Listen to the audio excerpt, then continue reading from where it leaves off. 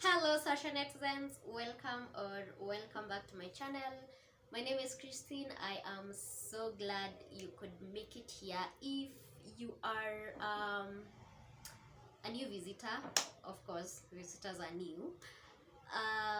Yeah, I would really love it if you could hit the subscribe button, and if you're a regular and you haven't subscribed, what are you waiting for?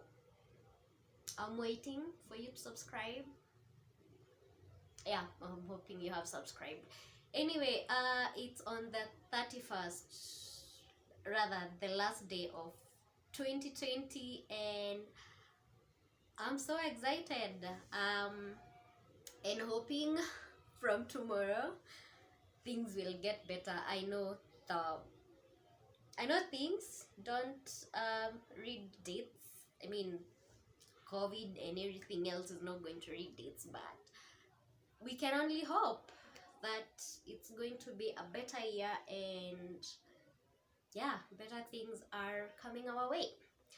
So these are, rather, what I'm about to say or talk about are the few um, the few lessons that I have learned in 2020, and I hope you can pick a lesson or two or three or 10, whatever tickles your fancy. So number one is, I have my diary over here. So if you see me looking down, I am trying to read because I don't want to ramble. Anyway, number one is take that trip. Take that trip you've always wanted to. Well, if you've got the money, and if you don't have the money, start saving for it. So take that trip, because money will come back, or rather you can always get your money back, but you can't get your time back. I remember when my son and I took us a trip to Mombasa on Feb, right before things went haywire, and I look back and I think to myself, if we didn't take that trip,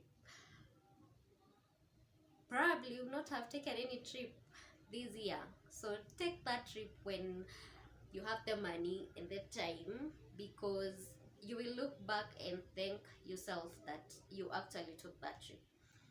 Number two, start that business, but before you start, do a lot hell of research, because lack of doing research is what makes most business collapse, or yeah, you end up losing a lot of money. Well, even if you get your money back, you will have hustled a lot. The start of this year, I started jumpsuit business, and instead of buying one piece, as they need a rose, or as a customer ordered for one, I went for a whole bill, and whew, it's been a hassle because as the days went by, I I realized that buying a bill needs you to have a shop, at least, a physical shop, because especially if you're doing a 9 to 5 business, you don't have much time to focus on your business. So you should, rather, in my opinion, I think when you're starting an Instagram shop or an online shop, you shouldn't go for a bill. Rather, you should start with picking probably 10 pieces, and as your clientele builds up, you can think of buying a bill. Number three, excuse me. Number three is write up a budget, or keep every receipt of every item you buy. It's those little 50 bobs or 20 bobs or 100 bobs that you use here and there that eat up on your money, and at the end of the year or at the end of the month, you can't really account on what you bought or where you took your money, because in your mind you're just like, it's just 50 bob, it's just 20 bob. So I have come to realize you should write up a budget, and sometimes you don't know how much you use in a month, so you should dedicate one full month to track on your groceries, to track on your dry food like unga, rice, and those things, those dry things that you buy for your kitchen, and track your fare to and from work, and track your entertainment fund, and when it's the next month, you can be able to put aside money for your groceries, for your fare, for your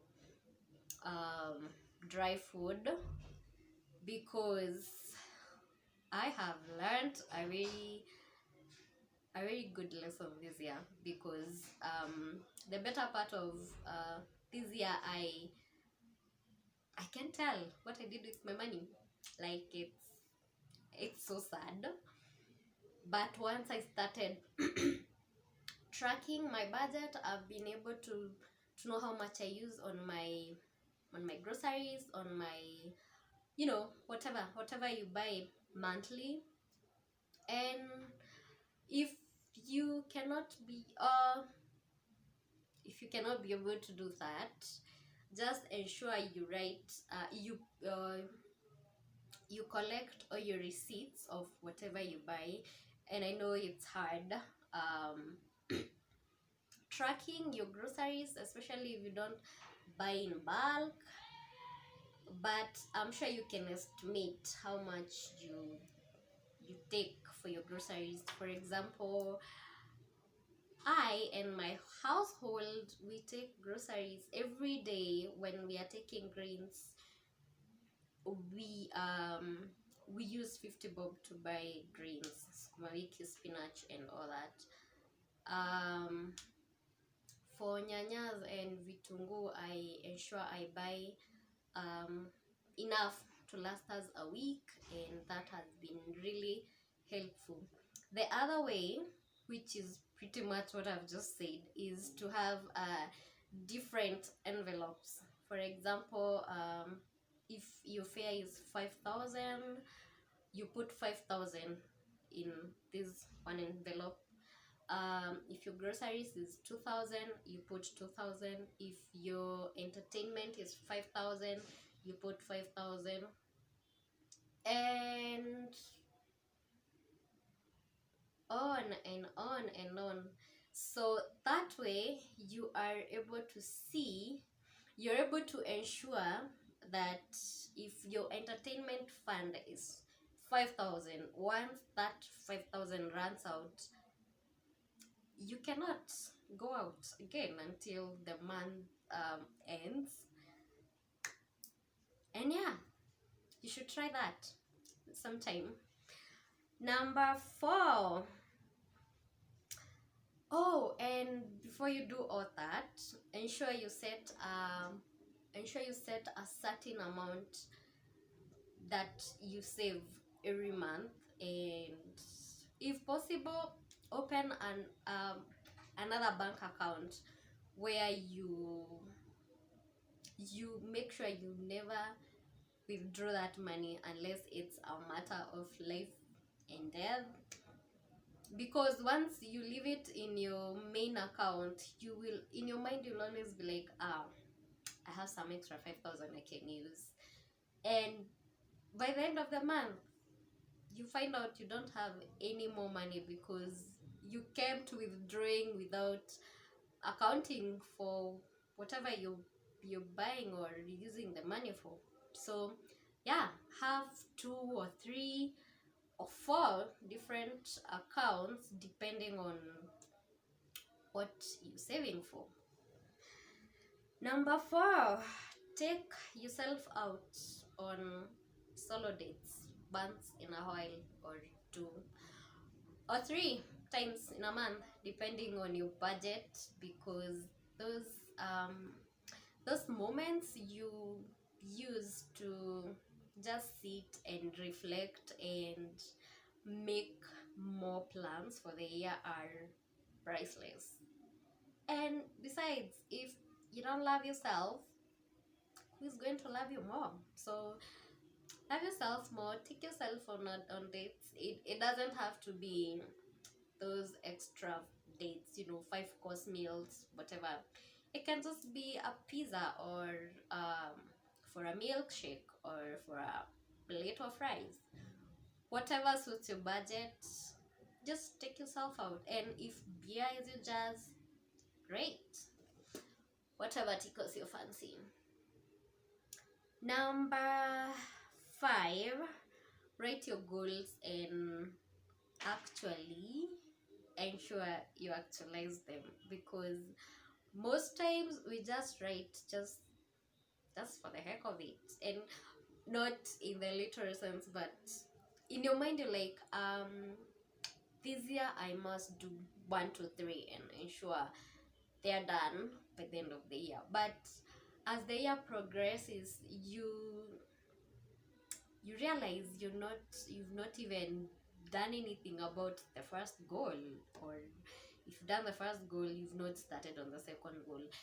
And it's okay to have one main goal for the whole year, so long as you ensure that by the end of the year you've done something about it. Because most times we just write because people are writing and it's really sad. This is really sad, because there are 3 goals that I've had for almost a decade. Year in, year out, year in, year out. And just the other day I was able to do one, and it's not even like it was costing me a lot of money. I was just like, I'll do it next year. Then next year comes, I'm like, I'll do it next year. And on and on and on. I know you've seen those jokes where people say your 2015 goals, you'll just carry them over to 2017. Then 2015 goals, you carry to 2016, you carry them to 2017, and we are in 2020. And here you are, you've not accomplished anything. Like, wow. And number 6 is connected to number 5, which is writing goals and not doing nothing about it.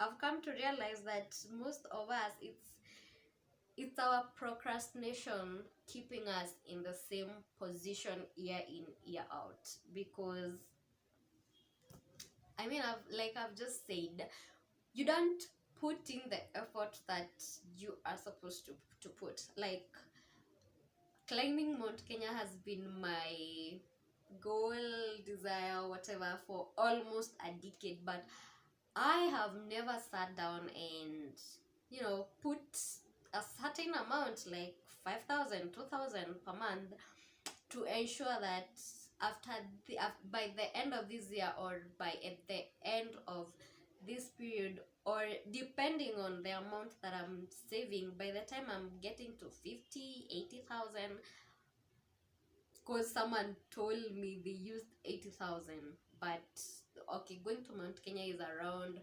40,000, but the extra 40,000 is buying mountaining gears, and those small hikings that people do to get their body used to hiking.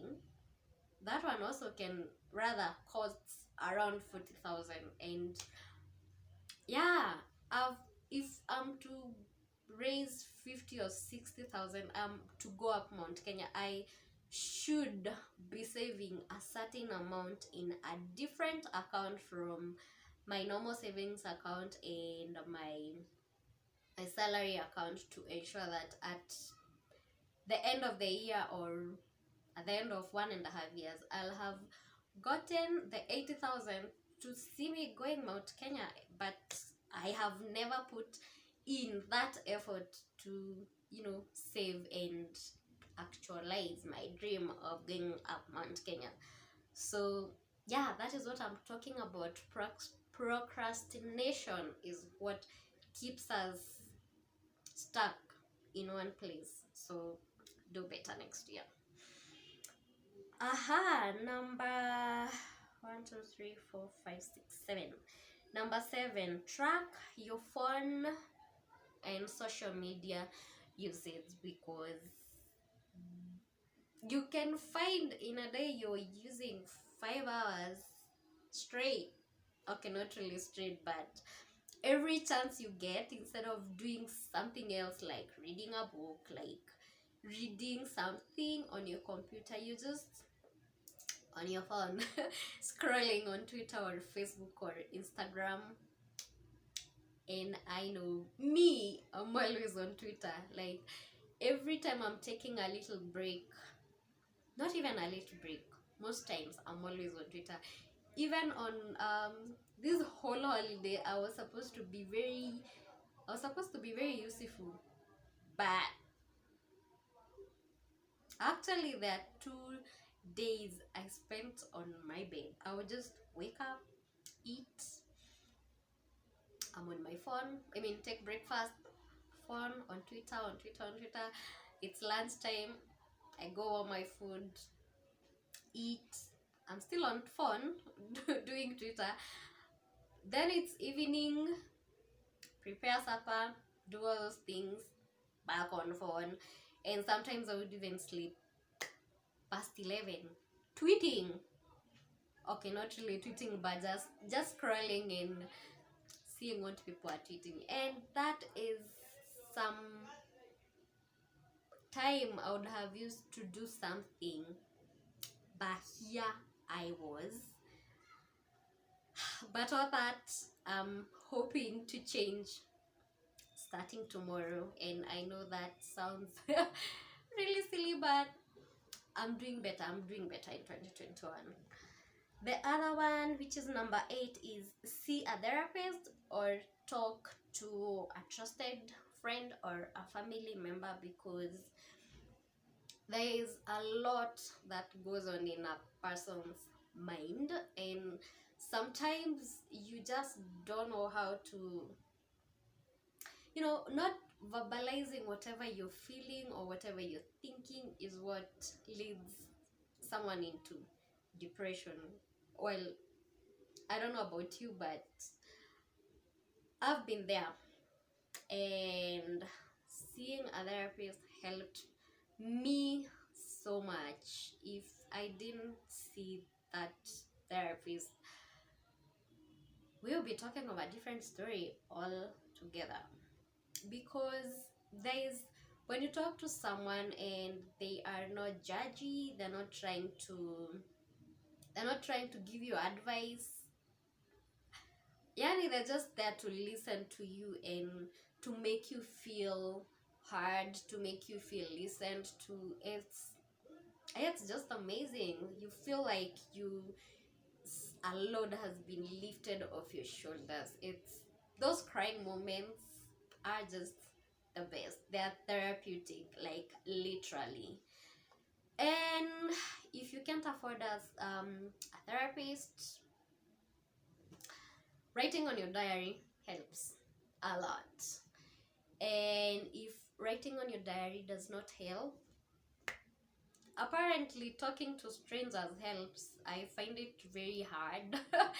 Just walking up to a stranger and just striking a conversation and start talking of my life's experiences, I find it very hard. And I know a therapist is a stranger by any other name, but I don't know, it's totally different. So yeah, talk to a therapist. sometimes you don't even want sometimes you don't even want advice, you just want to be listened to, and someone just being there for you and knowing that someone listened and they didn't judge you. So yeah, talk to a therapist, and if you can't afford one, that's okay. Look for a friend that you can trust with your deepest secrets. Yeah, being listened to is just the best. And if you are the person this person has chosen to talk to, please, for the love of Christ, don't judge them and don't go telling their secrets to the whole world. I mean, please, please, for the love of Christ, just don't use whatever information they tell you to victimize them, or use that information against them. Please take that information to the grave with you. Even even when you guys fall out, please take that information to your grave. Please, please. Those small things you go talking about to other people, to your other friends that are not her or his friend, are the same things that make people not open up to people, because they don't know who you're going to talk to, or where you're going to take that information. So please, please, for the love of Christ, if this person chooses to talk to you, please take that information to the grave with you, and just, yeah, do better, be nice. Number 9, not all hobbies should be turned into a side hustle. I know for the last couple of years it's side hustle, been side hustle, been side hustle, as in people cannot even enjoy their hobbies because they are thinking about money. It doesn't have to be about money all the time. Enjoy your hobbies without thinking about money. If it's knitting, you can knit for your friends, you can knit for your family. If it's what else do people do? Gardening. It doesn't have to be that you're gardening because you want to sell whatever you're gardening. There's so much you can do. Your hobbies, they don't have to translate into money. So yeah, enjoy a little. Life is too short, and I know that's a cliche. Number 10, support your people's side hustle. Could be your family, siblings, cousins, your friends.